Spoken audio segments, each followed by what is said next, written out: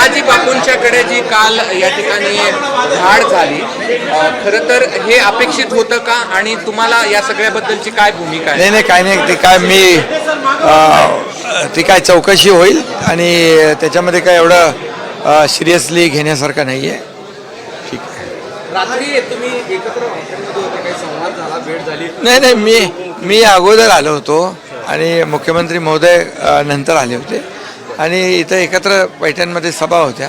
आता त्याच्यामध्ये फोनवर आमची चर्चा होत असते, त्यामुळे काय निवडणूक आयोगावर चर्चा तर रोज चालूच असते आमची.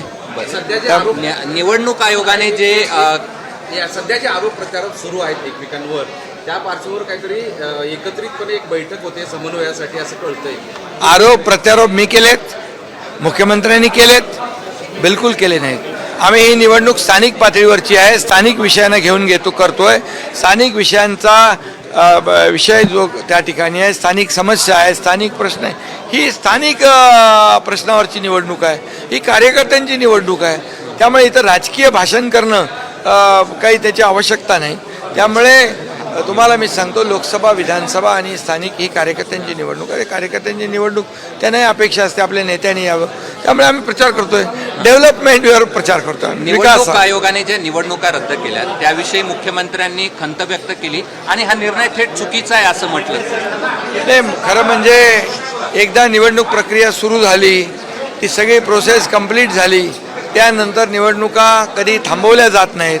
परंतु यावेळेस निवडणुका त्या ठिकाणी थांबवल्या गेल्या, हे मला वाटतं मी पूर्ण माहिती घेऊन यावर बोलेन. परंतु निवडणुकीची प्रक्रिया पूर्ण झाल्यानंतर कधी निवडणूक अशा प्रकारे थांबवली जात नाही. पण दुर्दैवाने तशी घटना घडलेली, त्याची मी माहिती घेतो. कोण? अरे जाऊ दे, त्यांच्या तब्येतीला शुभेच्छा देतो.